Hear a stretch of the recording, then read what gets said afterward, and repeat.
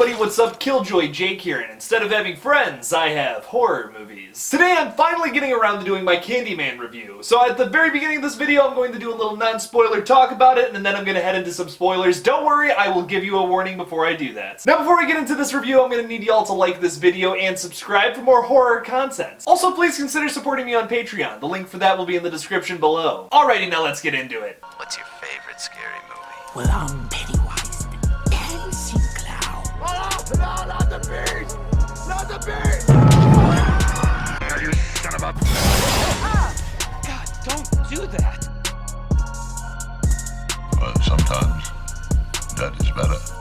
Starting this off with a little non-spoiler review here, there's not really too much I can say about it without spoiling some stuff. Overall, I enjoyed it. I think it's a really fun film, a really great continuation, easily the best Candyman sequel. If you want to see some really gory and shocking kills and like that horrifying like gaslighting suspense that the original film has, you're gonna get that in this film. I think this movie does a really good job at recreating that. There are some scenes that are like, this wasn't written so well. There's some subplots. There's actually a lot of subplots that I have a problem with. You can definitely feel that this film was written by 3 people, but for the most part, I think it's a really fun film. I'm really glad they made it. We needed another Candyman continuation for sure. There's a lot more things I wish we would have seen more of, which I'm going to get into a little more in the spoiler review. And personally, I feel like it dealt with its social message really well, despite a lot of other people like kind of missing the point of this movie. That's just my opinion. I'm about to explain some stuff in my like spoiler part of this video that's going to make all that make a lot more sense. So if you want to stick around for that and you've seen the film, then heck yeah, but you might want to get the heck out of here if you haven't seen the movie yet. Alright, let's do it. So there's a few things I kind of want to clear up about the new Candyman before I really get into this. First of all,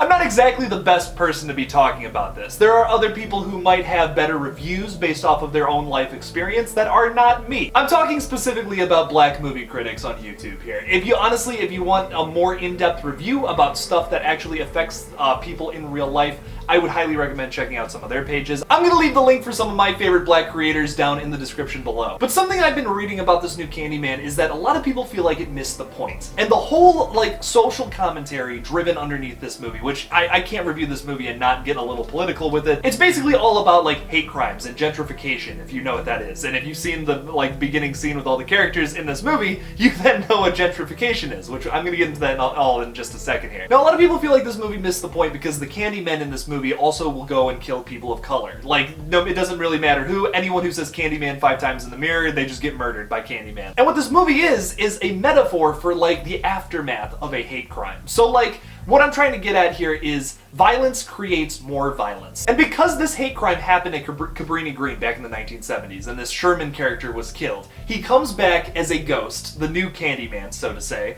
and he just kills everyone because he's a vengeful spirit. He's very hateful because he was wrongly convicted of something he didn't do and was murdered for it. And personally, I kind of see that as a metaphor for like what is happening today with all of the terrible hate crimes and like just the past America has, which isn't all that pretty, and how it's affecting black communities today. It's not exactly the most optimistic message, but I think it is very real and it like really captures what is going on nowadays in a kind of, well, sad way. Now, like I've said in the past, I just don't love talking politics on this page. I like this to be like kind of like an escapism kind of page where we can just talk horror movies, have fun. Doesn't matter who you are, just come on in, we can all have fun. It's one of the reasons I love doing this page. I love meeting new people. I love when people reach out to me on all of my social media and stuff. It's fantastic. It's one of the best feelings in the entire world. I love all you guys, by the way. Seriously, I mean that bottom line. Now, I reviewed the new Black Christmas remake, kind of new now. It came out in 2019, and my biggest complaint about that film was I felt like it was a little too preachy. I agreed with its message, as I do with this new Candyman film, but Black Christmas 2019 was like a little too like preachy. Like every line of dialogue where they could sneak in some kind of like little bit about what their underlying message was, they made it not so underlying. They like put it right in your face every single chance they got. This movie doesn't do it that badly. Like, I feel like there's this one scene at the very beginning where they just have this super unnatural conversation where they basically explain to the audience, like word for word from the dictionary, what gentrification is. And to me, it feels like it's over-explaining this underlying subtext, which is the reason it's underlying is because your message is gonna be more powerful that way. Like, for example, if I tell you, hey, I kinda like ketchup on my hot dog. Hey, I like ketchup on my hot dog. Hey, ketchup's pretty good on your hot dog. Ketchup is pretty good on your hot dog. Did you know that ketchup is pretty good on your hot dog? I guarantee you, after me saying that, the next time you have a hot dog and you have the option to get ketchup on it, you're probably going to want to say no, because you're now associating me being annoying and saying that multiple times in your face, trying to get the point across that, yo, ketchup is good on hot dogs. You're not going to want to put ketchup on your hot dog anymore. And I feel like it's the same thing with, like, if you have some kind of underlying message in your movie. That goes with a lot of things, honestly. Also, let's talk about the other Black Christmas remake from like 2006 or 2007 or whatever. They overuse the eyeball stabbing kill, like, with every single murder in that film. I wish I was exaggerating. I'm really not. The first time you see someone's eyeball get plucked out in that movie, it's pretty visceral and scary. You're like, holy shit, wow, I can't believe that just happened. Well, it happens like 7 more times, and then you're like, okay, well, I've seen that already. For the most part, Candyman does this very well, that, like I said, there's this one scene at the beginning with, like, the majority of your main characters, and they're all just basically having this super unnatural conversation that I didn't care for that scene all that much. But overall, I think the message throughout the rest of the film is pretty underlying, and not super in your face. This movie doesn't forget to be a horror movie either. There are some terrifying moments throughout. There's a lot of unexpected body horror, too, with Anthony's character. He gets all these, like, holes in his skin. If you have, like, trypophobia or whatever, you beware this movie. Like, holy shit, it is scary if you have that, at least. I don't, so it didn't bother me too much, but I was just thinking that to myself in the back of my head. I'm like, oh god, some people are gonna be really bothered by this. I also gonna have a problem with this character whose name is William Burke. I have a problem with this character because, like, he ends up kind of being a Candyman, I guess, or, like, wants to, like,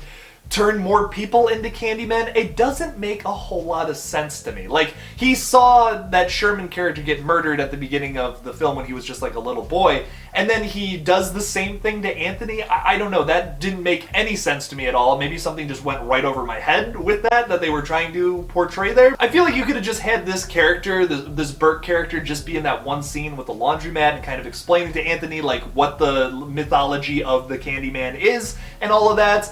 I feel like maybe he didn't need to be in that ending scene. If I'm being honest, if anyone should have been the one to cut off Anthony's hand and stick a hook in there, it should have been Tony Todd. I don't understand why Tony Todd was only in the last moment of this film. He is Candyman. I mean, he is what makes that original movie so good. His casting is phenomenal. He is the most underrated slasher of all time. And honestly, I feel like it's a major problem that they didn't have him in this movie more. If he was the one at the end who, like, cuts off Anthony's arm and says something like, "Be my victim," like, that would be awesome, and then, like, stabs him in the hand, gives him a hook hand, and then he becomes a Candyman. There's also this subplot with Brianna's dad, who is, like, Anthony's girlfriend in the movie. I don't know. I also didn't care for that either. It felt like really out of place. Didn't really feel like it fit in this movie. Now, I'm talking about all the bad stuff, but honestly, I really enjoyed this film. I think it's a little clunky with the writing. You can definitely feel that 3 people wrote this thing, but overall, it's a really fun and terrifying film. It's surprisingly a very digestible horror film, despite the fact that it has this really, like, tough social and political concepts that it's dealing with the entire time. You can definitely feel Jordan Peele's style all over this thing, and Nia DaCosta does a wonderful job directing this. I remember being a little worried when they signed her on just because I didn't know her. I hadn't really seen her she has like one other movie she's directed. I was kind of worried when I heard about that, but honestly, she did a great job. You can tell Jordan Peele wrote this thing for the most part. He wrote it with Wynn Rosenfeld and Nia DaCosta. I feel like there is a lot of ideas in this script, and you can really feel which ones are Jordan Peele's and which ones aren't his, is all I'm gonna say. Yahya Abdul-Mateen II gives a great performance in the lead role here. I remember not loving his performance in Aquaman, so I was kind of also worried about, like, is he gonna be a good new lead in this upcoming film? He killed it. No, he was fantastic overall. Gives a really great performance in this, like, really just terrifying movie. I felt like the film could have been better, but for the most part, I really liked it. I think it's like a solid 7.5, maybe even an 8 out of 10. I always thought it was kind of dumb to, like, rank movies out of 10. Like, I don't know. I enjoyed the film. Personally, I would give this film 8 hook hands out of 10 swarms of bees. What did you guys think about Candyman 2021, though? Leave me a comment about it down below.